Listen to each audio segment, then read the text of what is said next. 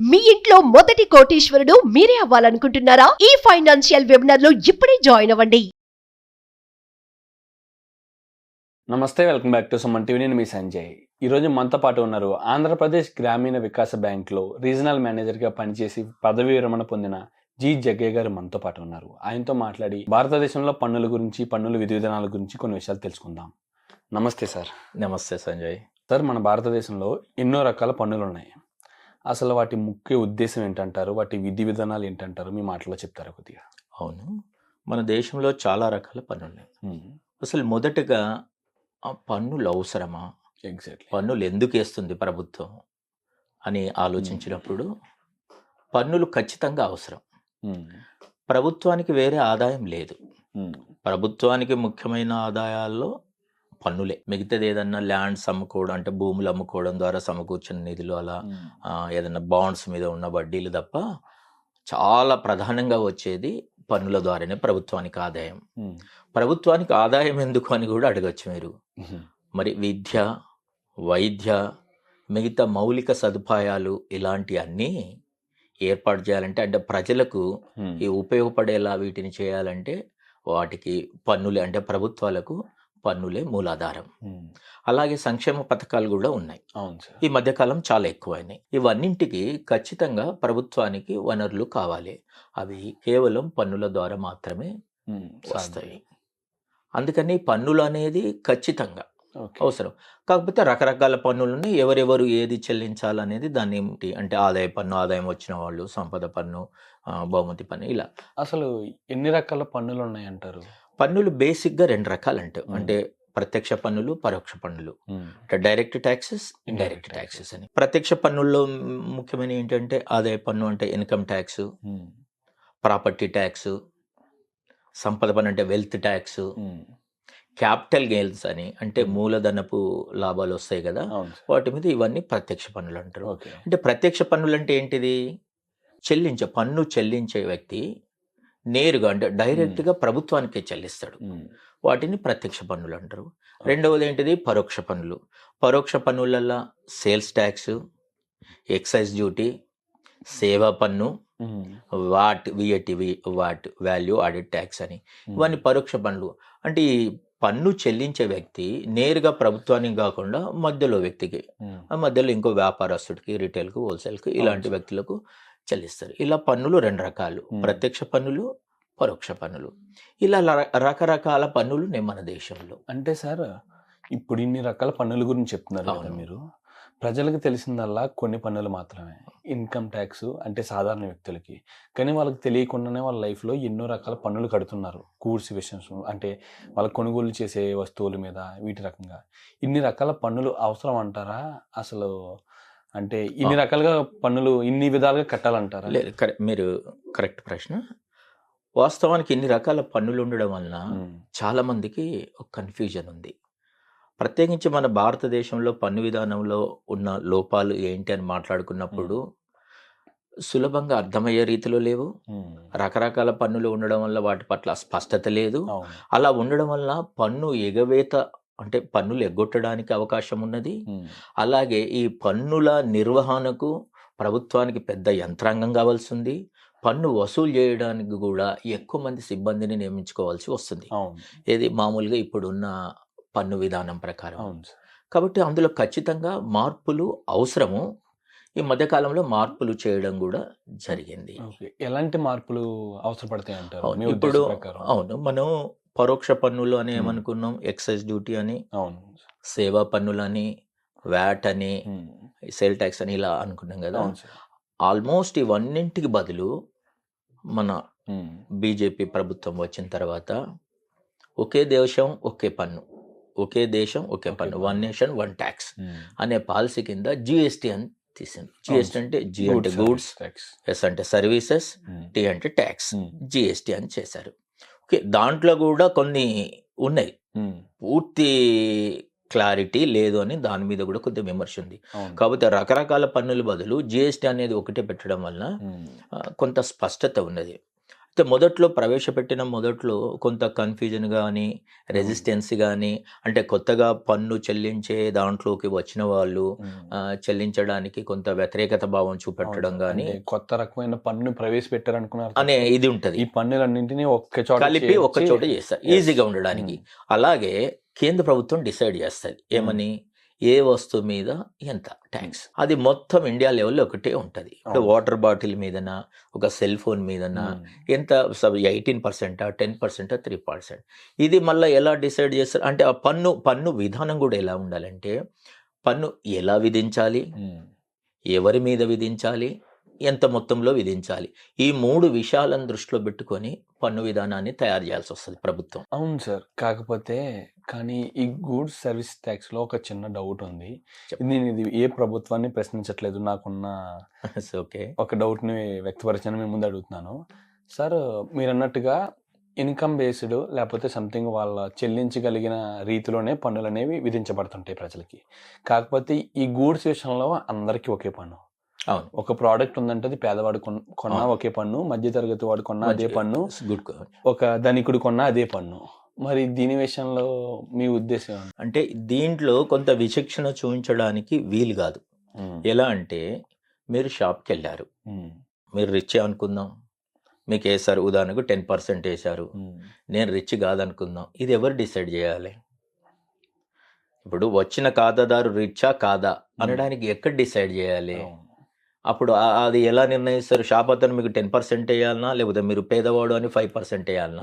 కాబట్టి అలా ఉంది. అంటే ఎప్పుడు కానీ నేను ఏమంటే, ఏ ప్రభుత్వాన్ని అయినా ప్రశ్నించవచ్చు, కానీ హేతుబద్ధకంగా ఉండాలి మన ప్రశ్న. ప్రాక్టికల్గా పాసిబుల్ కాని వాటిని మనం ప్రభుత్వం ముందు పెడితే కూడా, అంటే విమర్శించడానికే విమర్శలాగా ఉండకూడదు ఎప్పుడు కూడా. అవునా, సద్విమర్శ అంటే చూడు అలా ఉండాలి. అయితే అలాంటి పన్నులను మనం అలా చేయడానికి లేదు.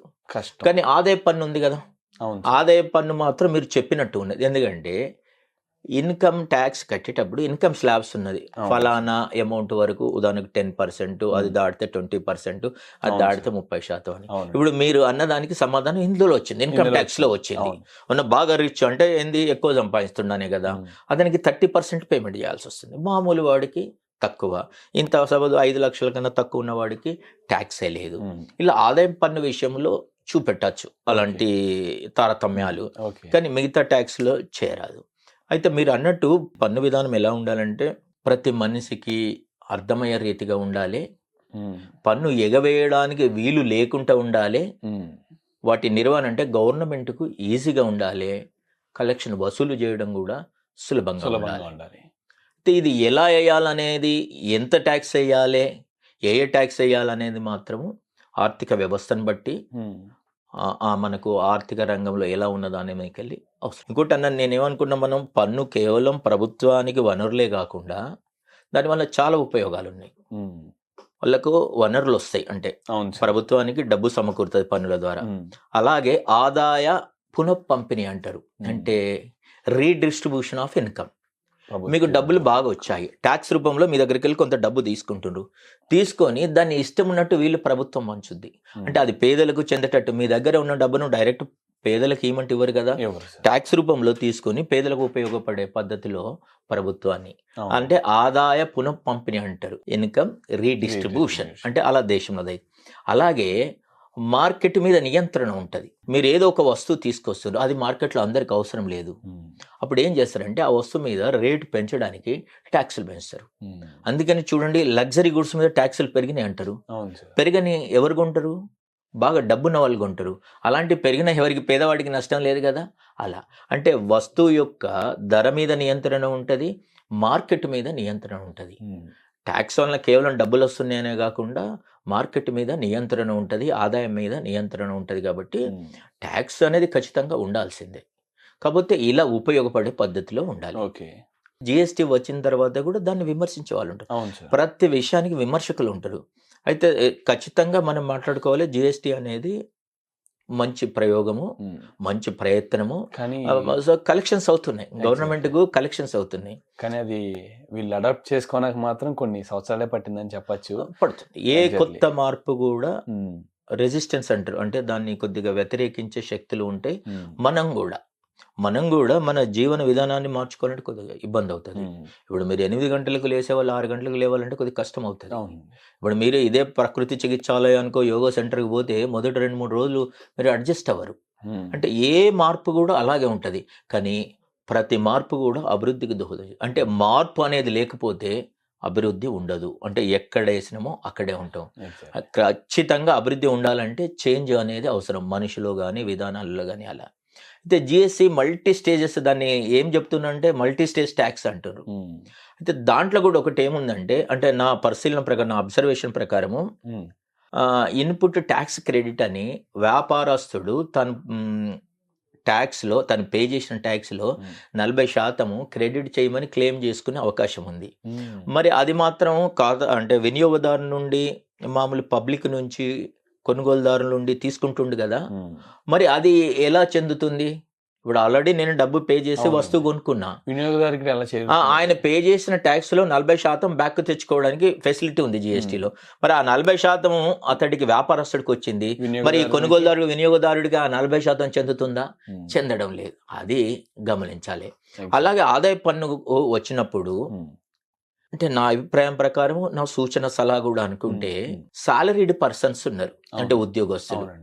ఉద్యోగస్తుడికి నెలకింత జీతం అని మీరే, అంటే ప్రభుత్వమే ఇస్తున్నది, లేదంటే సంస్థలు ఇస్తుంది, మళ్ళీ అందులోకెళ్ళి ఇన్కమ్ ట్యాక్స్ అనేది కట్ చేస్తుంది.